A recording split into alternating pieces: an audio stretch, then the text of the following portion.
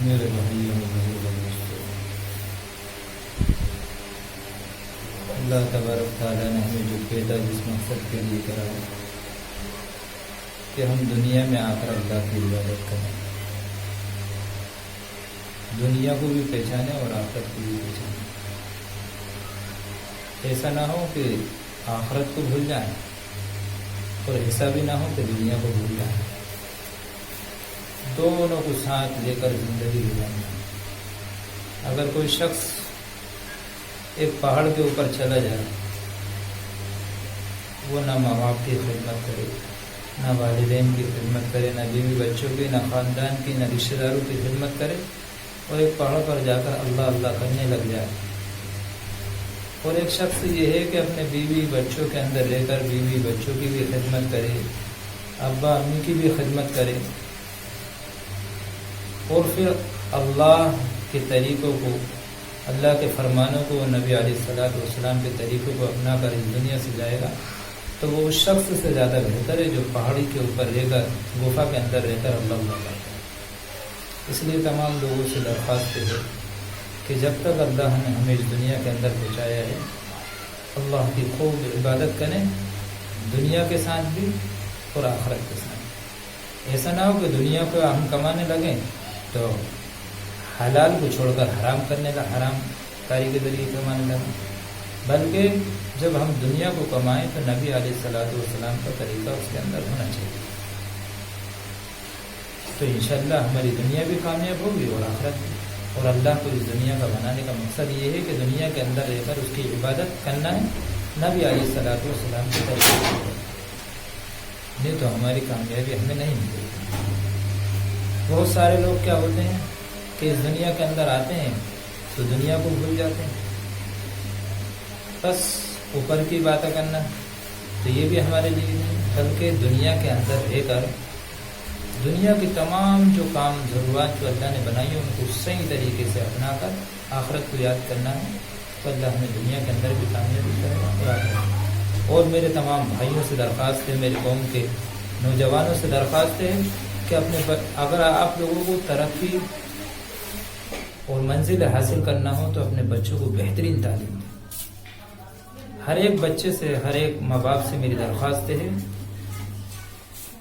کہ وہ اپنے بچوں کے لیے اپنے آپ کی قربانی کر دیں۔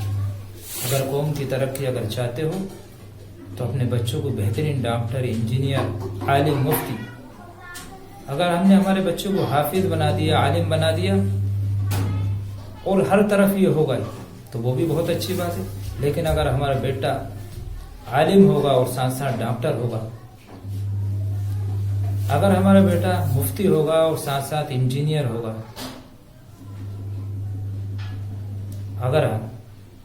اگر ہمارا بیٹا حافظ ہے اور ساتھ وکیل بھی ہے، تو یہ سمجھو کہ ہم نے دنیا کو بھی بنائی اور آخرت کو بھی بنائی۔ ہم نے دیکھا ہے کہ ہم لوگ اگر دینی تعلیم کی طرف چلے جاتے ہیں تو اس طرف توجہ نہیں دیتے ہیں، جبکہ دینا چاہیے، اور بہت سارے وقت میں ہم نے ایسا بھی دیکھا ہے کہ ہم لوگ پردے کی باتیں کرتے ہیں، لیکن ہم لوگوں کے پاس میں وہ ڈاکٹر نہیں ہے جس سے ہم پردے کی حفاظت کرتے ہیں۔ اب ہم لوگ ڈاکٹر نہیں ہے تو ضرورت پڑتی ہے جانا انہی کے پاس میں، تو وہ بے پردگی ہوتی ہے۔ اس لیے ضروری ہے کہ ہم ہمارے بچوں کو، نوجوانوں کو ایسے بنائیں تاکہ وہ آگے جا کر ہماری قوم کی بھی خدمت کریں، ملک کی خدمت کریں، اور ہر ایک چیز کی خدمت کریں۔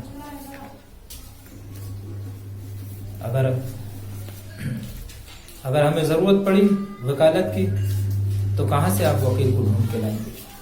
اگر ہمیں ڈاکٹر کی ضرورت پڑے گی، بہترین ڈاکٹر کی، تو کہاں سے ڈاکٹر کرے؟ اس لیے ضروری ہے تمام لوگوں سے کہ ہمارے بچوں کو اچھی تعلیم دیں،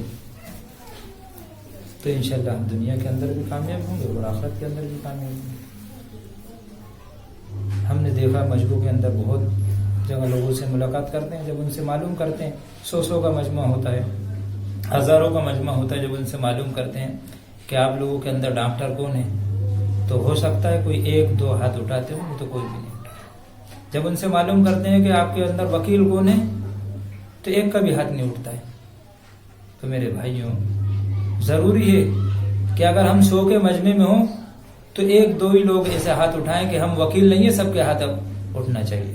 اگر ڈاکٹر کے لیے ہم ہاتھ اٹھوائیں تو 1-2 لوگ ایسے بچیں جو ڈاکٹر نہیں ہو، باقی سب ڈاکٹر ہوں یا انجینئر ہوں.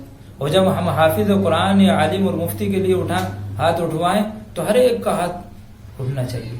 اب ہم دیکھتے ہیں کہ جب ہاتھ اٹھواتے ہیں تو کوئی ایک آدھا ہاتھ اٹھاتا ہے. اور ہم جب مجمع میں معلوم کرتے ہیں لوگوں سے کہ آپ لوگوں کے اندر قرآن پڑھنے والے کتنے لوگ ہیں، تو اس میں بھی مختصر سے لوگ ہاتھ اٹھاتے ہیں. تو میرے بھائیوں، یہ بے دینی کب تک چلے گی؟ کب تک ہم ایسی زندگی گزاریں گے؟ ضروری ہے ہماری ایسی کمیونٹی، ایسے لوگ ہونا چاہیے اس دنیا کے اندر جو قوم کے بارے میں فکر کریں. اگر ایک شخص بھی قوم کے بارے میں فکر کرنے والا کھڑا ہو جاتا ہے تو پوری قوم آگے بڑھ جاتی ہے.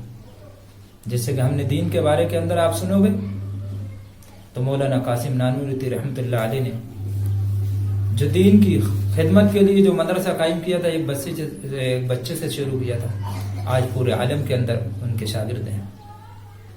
ایسے ہی ہماری قوم کو جب دیکھا سر سید رحمۃ اللہ علیہ نے کہ ہماری قوم دنیاوی تعلیم سے دور ہے، تو انہوں نے ایک یونیورسٹی کھولی تھی. آج دیکھو پورے ہندوستان کے اندر اور پورے عالم کے اندر ان کا نام ہے. اس لیے ہمیں اللہ نے زندگی دی ہے تو ایسے کارنامے اس دنیا سے کر کے جائیں جس کی وجہ سے ہم دنیا میں ہمارا نام روشن ہو اور قوم آپ کو اچھے نام سے یاد کریں. میرے بھائیوں، بزرگ دوستوں، اگر آپ کے ہاتھ کے اندر تو اگر کوئی ہے تو اس کے ہاتھ میں کوئی کتاب اور بک ہونا چاہیے. آج ہم دیکھتے ہیں ہمارے نوجوان بچوں کے ہاتھوں میں شراب کی بوتلیں ہیں. اگر وہ بیٹھے رہتے ہیں تو ان کی زبانوں سے جب سنتے ہیں کسی کو اچھی تعلیم نہیں بلکہ ماں بہنوں کی گالیاں دیتے ہیں. یہ زندگی ایسی زندگی، ارے زبان سے اللہ نے دی ہے تو اس کو صحیح طریقے سے استعمال کرو. ایسے استعمال کرو کہ جب سامنے والا آپ کی زبان سے سنے تو آپ کو ایک ملاقات کے بعد ہزاروں سال آپ کو یاد رکھے کہ مجھے فلاں شخص سے ملاقات ہوئی. ضروری زندگی تو آپ کو گالی دیتے بھی گزر جائے گی، شراب پیتے بھی گزر جائے گی، لیکن میرے بھائیوں اگر ایسی زندگی گزارنا ہے تو لوگ کہیں گے، محلے والے گالی پی کے آپ محلے میں گالیاں دو گے تو محلے والے کہیں گے اچھا رہا، اس سے ہمارا محلہ پاک ہو گیا.